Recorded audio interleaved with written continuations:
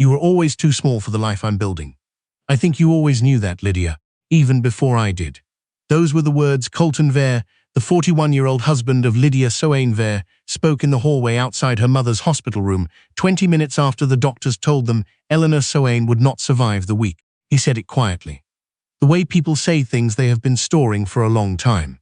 Beside him stood Reese Pallant, the 29-year-old marketing consultant he had hired 7 months ago, wearing his jacket over her shoulders because the hospital was cold, and she had come straight from dinner with him. Lydia Soane Vare, the 37-year-old daughter of Eleanor and the late Gerald Soane, stood with her back against the wall and her mother's discharge paperwork still folded in her hand. She had been filing out insurance forms at the nurse's station when Colton arrived. She had not even known Reese was with him until she looked up. She did not scream. She did not ask why Reese was there or how long it had been. She only looked at the paperwork in her hand, then at the jacket on Reese's shoulders, then at her husband's face, and asked one quiet question. "You chose tonight." Colton straightened his collar as if the conversation were already over. He said he had been meaning to say it for months. He said they both knew she had never really fit the version of his life that was actually coming together.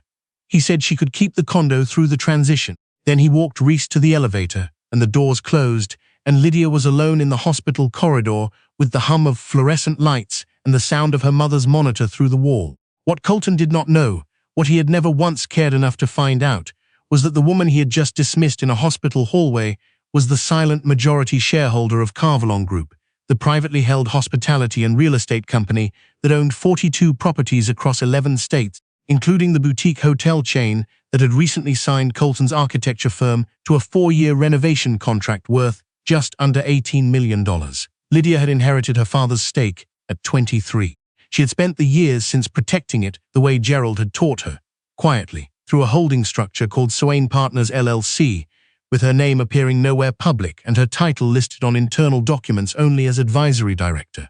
Even her mother used to laugh about it gently. "You own half the skyline and you still take the bus," Eleanor would say. Lydia had never corrected her. Half the skyline was closer to accurate than Eleanor knew. She had not told Colton during the marriage because she had learned before the marriage what happened when the wrong people discovered the scope of her family's holdings. An old boyfriend, his father's attorney. A quiet legal episode she preferred not to revisit. After that, Gerald had sat with her at the kitchen table of their house in Connecticut and told her, "Some people love what you carry more than they love you. Let them show you who they are before you hand them the key." She had tried to follow that. She had married Colton, believing he was different. He had seemed, in the beginning, like a man who worked hard and built things and did not need to stand on someone else's foundation. But success had done something to him over the years. Not the good kind of change. The kind where a person starts to believe the version of themselves that other people applaud. She had watched it happen slowly, and she had stayed, because she had loved who he was before the applause started.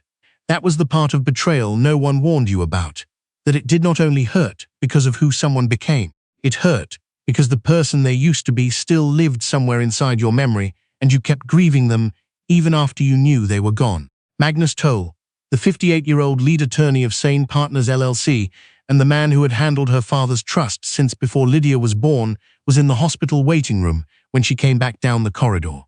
He had driven up from Manhattan after she called him that afternoon when her mother took a turn. He was reading something on his phone with his reading glasses pushed down his nose, and he looked up when he heard her footsteps. He saw her face and closed the phone. She sat beside him without saying anything for a moment. Outside the window, headlights moved through rain. "Colton just came," she said finally. Magnus did not ask if he had come alone. He looked at her carefully the way he always had, like he was reading not just what she said but what she was deciding. "Did he have papers?" Magnus asked. "Not tonight, but they are coming." Magnus folded his glasses into his coat pocket. "Your father used to say that a man who shows you his character in a moment of crisis is giving you a gift, even when it is a terrible gift." Lydia looked at the window. "I know." She had been in the middle of a lot of things before Colton arrived. Her mother's hospitalization had pulled her out of a week that was already complicated. There was a contract negotiation for the Carvalon Group's Portland acquisition. There was a renovation audit on 3 of the existing hotel properties, 2 of which Colton's firm had been contracted to work on. There was a board call with Renwick Ames, the 62-year-old executive director of Carvalon Group's operations arm and the only person inside the company who held more institutional memory than Magnus. Renwick had known Gerald Soane for 30 years, and had been quietly protective of Lydia since the day she stepped into the advisory role. And there was something else. Something that Renwick had flagged 2 weeks ago that she had not yet fully addressed. Billing irregularities on the renovation contract, charges she could not verify. A subcontractor payment that had been processed twice under different line items. A travel expense tied to Colton's project lead that did not match any logged site visit. She had asked Magnus to look into it. He was still looking. After Magnus left that evening, Lydia went back to her mother's room and sat in the chair by the bed and held Eleanor's hand until she fell asleep. Eleanor's face in sleep still looked like the woman who had driven Lydia to piano lessons and sat in the back of every school play and called every Sunday morning without fail for 37 years. Lydia looked at her and thought about all the things she had not yet said out loud, all the things she had been holding in a quiet room inside herself. Where she went when the rest of her life got too loud. She had not told her mother about Colton. She had not told her about the billing questions. She had not told her how tired she was of being the person who protected everything, while everyone else in the room moved forward like the foundation was just there, solid and invisible, not held up by anyone in particular. Her phone lit up on the chair arm. A text from Colton, mailing address for correspondence going forward. She turned the screen face down and looked at her mother's hands. In the morning, Renwick called. "I found the rest of it," he said. Lydia walked out into the hallway, keeping her voice low. "Tell me, the subtractor duplication was not an accident. There is a shell company, Pallant Creative Services, pulling consulting fees on 3 separate project lines. The registered agent of record is Reese Pallant. Colton co-signed 2 of the approval documents. The third went through a project coordinator named Sasha, who may not have known what she was signing. The total draws to date are just over $400,000. Lydia was quiet for long enough that Renwick said her name once to make sure she was still there. She was there. She was also thinking about the conversation in the hospital hallway the night before. She was thinking about the jacket on Reese's shoulders. She was thinking about Colton, telling her she was too small for his life, in a fluorescent corridor, while her mother was dying 20 feet away. While Reese Pallant had been drawing against Carvalon Group accounts for months. "I need everything documented," she said. "Every invoice, every signature, every date." "Already pulling it," Renwick said. "Do not alert anyone inside the firm." "Not yet." Understood. She went back into her mother's room and sat down and did not let her face show anything for the rest of the morning. 2 days later, Eleanor's condition stabilized enough for Lydia to leave for a few hours. She drove to the Sane Partners office in Midtown, where Magnus had arranged a meeting with outside financial investigators and the firm that handled Carvalon's legal compliance. The table in the conference room was covered in documents. Lydia stood at one end in her coat because she had come straight from the hospital and had not taken it off. There was more. There was always more when you started looking. 2 of Colton's firm associates had been submitting mileage for site visits that GPS records showed had never happened. A boutique hotel property in Connecticut had a punch list audit discrepancy. Work that had been billed as complete and had not been done. A materials credit that should have come back to Carvalon had been absorbed into the firm's operating account. "This is not a billing mistake," the compliance attorney said. "This is a pattern, a systematic one." Lydia looked at the documents. "How long?" "Based on what we can see," the compliance attorney said, "the earliest irregular charge was 14 months ago." 14 months. That was 2 months before the contract had officially begun, which meant someone had been planning it before the ink was dry. Lydia thought about Colton at the contract signing dinner, ordering expensive wine, toasting to what he called a new chapter. She had smiled across the table at him and thought he was proud of a project he had earned. She had not known she was looking at a man who had already decided what he was going to take. Magnus leaned forward. "We need to decide how to proceed. If we file now, it becomes public immediately, and he has time to reframe the narrative as a marital dispute rather than company fraud." "What is the alternative?" Lydia asked. Renwick answered from the far end of the table. "There is a Carvalon shareholder presentation in 3 weeks. All property partners, current contractors, and lead investors will be present." Colton's firm was asked to present the renovation progress report. The room understood what that meant without Renwick saying the rest. Lydia looked at the window. "Let him prepare the presentation," she said.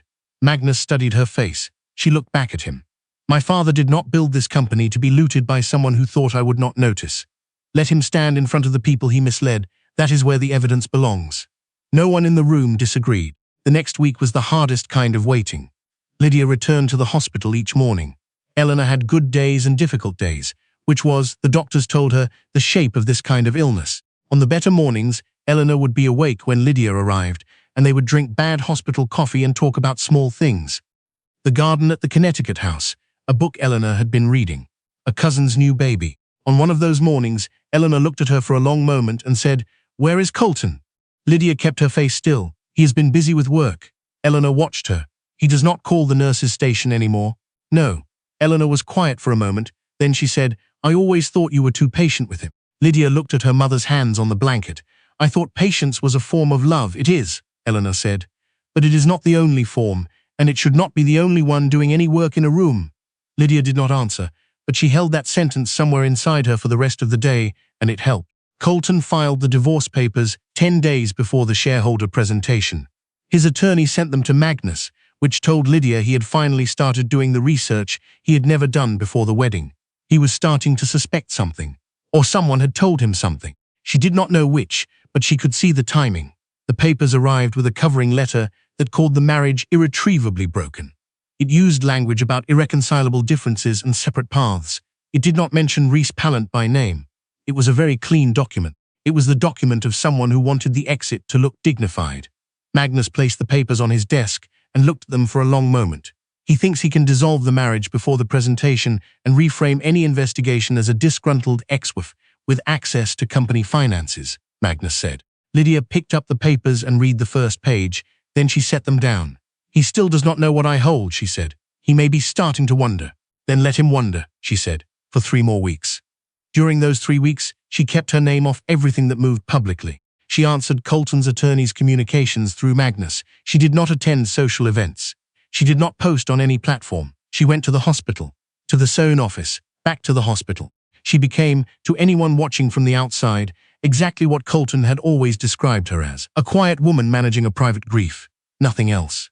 What she was actually doing was building a case that would have made her father weep, not from sadness but from satisfaction. Renwick found the final piece the night before the presentation, a deleted email thread recovered from the server of the shell company. In it, Colton and Reese discussed the Carvalon contract in language that made clear they understood exactly who held the company, or at least, who they believed held it.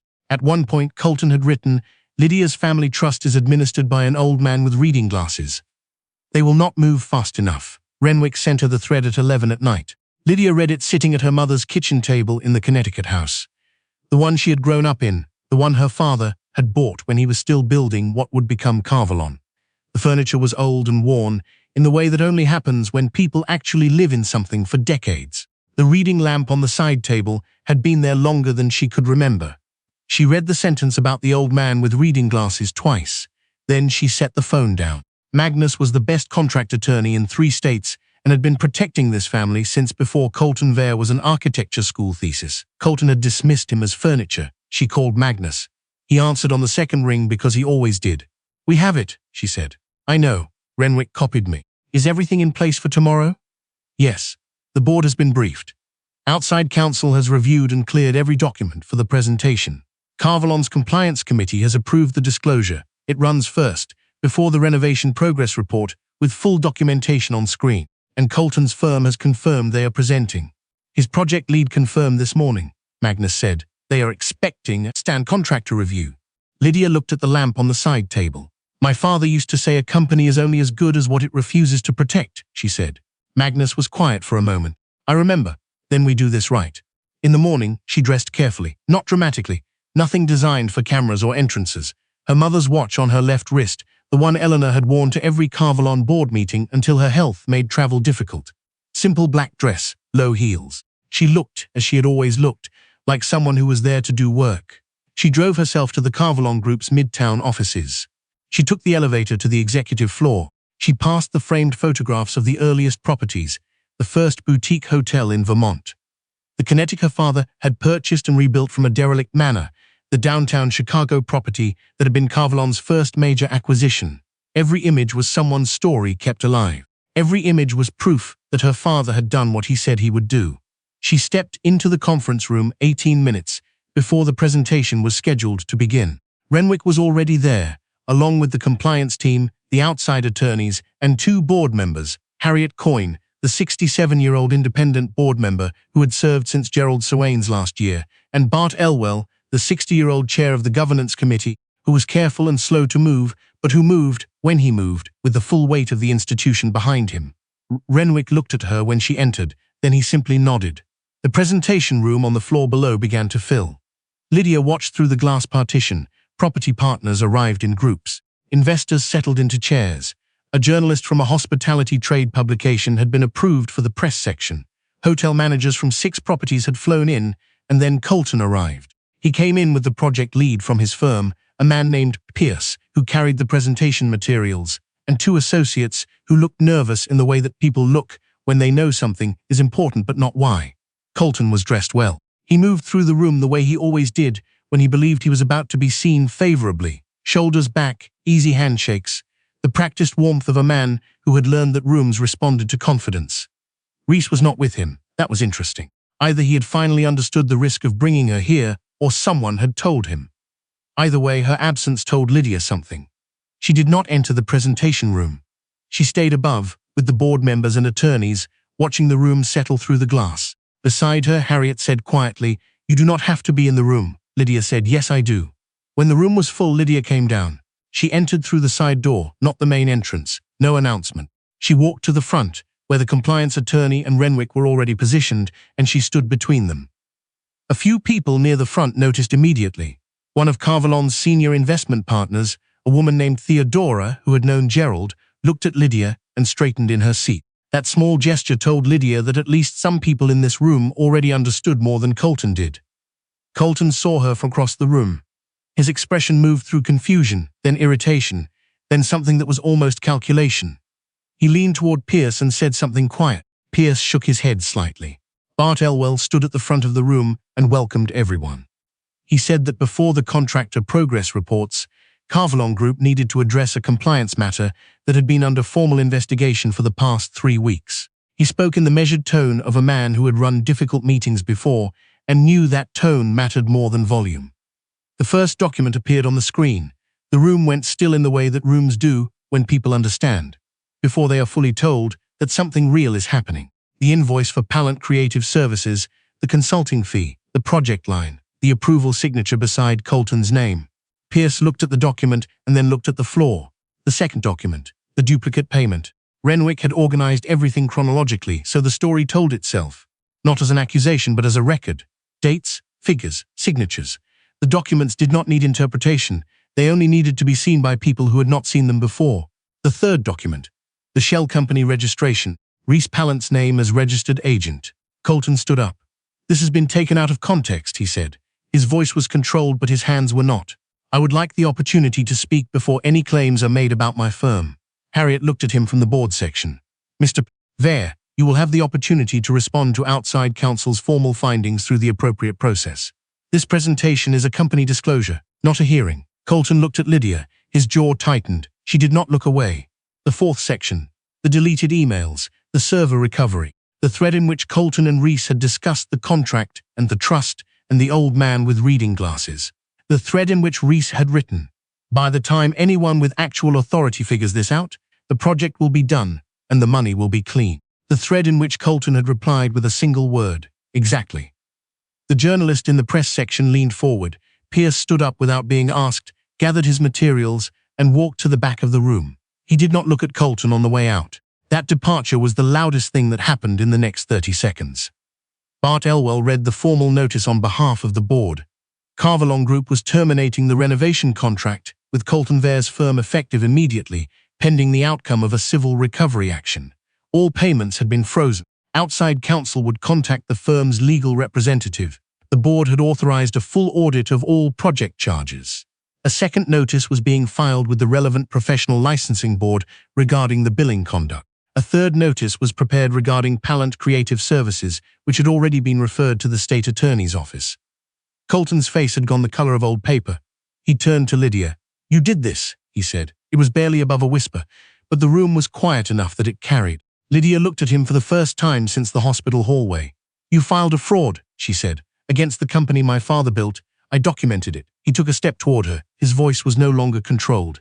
"You never told me who you were. You hid it." Lydia's voice did not rise. "You never asked who I was. You decided what I was worth, and then you stopped looking." A woman in the third row, one of the property managers, looked down. Theodore in the front did not. She watched Lydia with the steady attention of someone recognizing something they had been waiting to see. Colton stood very still for a moment. Then quietly, with the only restraint he had left, he said, "I thought you were nothing." "Yes," Lydia said. "I know." She turned back to the front. Renwick placed the final disclosure document on the screen. Carvalon Group's controlling ownership, Soane Partners LLC. Majority holder and advisory director of record, Lydia Soane-Vere. Colton made no sound. The room, however, did. Not applause, not gasps, but a slow collective exhale.